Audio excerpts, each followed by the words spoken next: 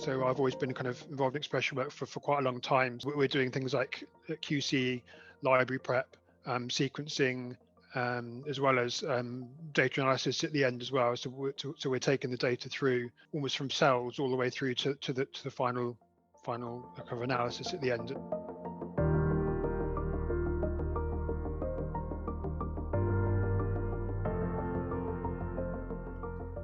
Anything to do with sequencing. So we have exome pipelines and RNA pipelines, automated platforms for isolation as well. But in terms of the actual work we're doing, it is quite a range of projects we work on because we are a core center.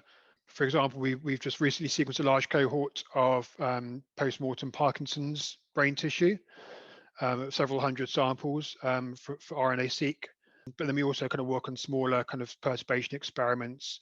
There was a recent one looking at certain drug responses in resistant cancer cell lines. We're one of the COG UK centres for sequencing during the pandemic, and we were performing extraction testing and sequencing of thousands of positive SARS-CoV-2 samples using both nanopore and Illumina sequencing.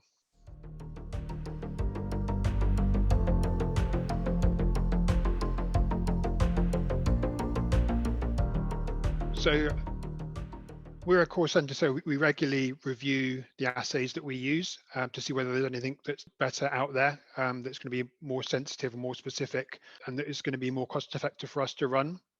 We've had assays in place now for kind of high yield samples and for high integrity samples for quite a while that we know work really well, but there's less in the space for kind of low quality, low yield samples. So this is one of the reasons why we were interested in the SparQ RNA HMR kit.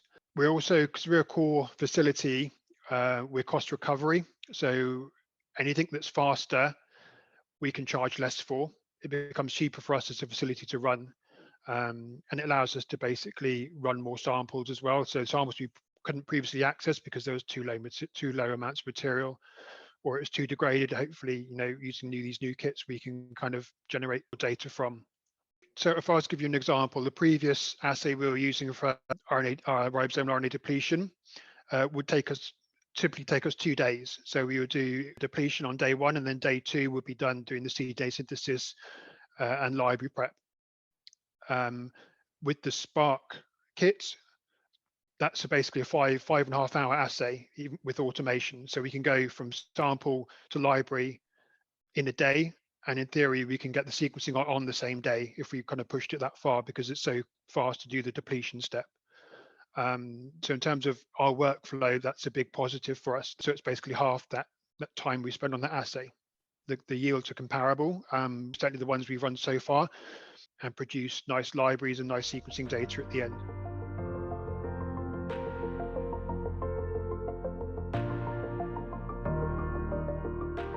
We have done some testing on some low input samples. So we ran a batch of samples where we had a big variety of RINs. So down to between 3 and 6.7, I think was the highest. And we actually had low input as well for those. So they were around 5 nanograms, 5 to 20 nanograms. I think the lowest one we had was about 3.3 nanograms. And they were all absolutely fine, high yield libraries from those samples. And what was interesting about those was we used the same parameters for every sample. So we had a big variety of inputs and a big variety of RNA quality. And we were able to generate libraries from all of those samples using the same fragmentation time and using the same amount of PCR cycles. And that's really important for us because it means we can batch projects together now much more easily. If we know we have a batch of samples that are poorer quality RNA and some that are higher quality, we can prep those together without having to worry too much about optimizing per sample.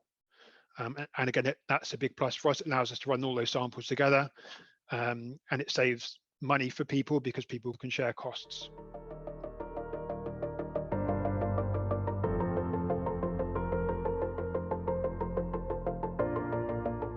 We know kind of that the RNA sequencing has worked at a technical level, so we look at things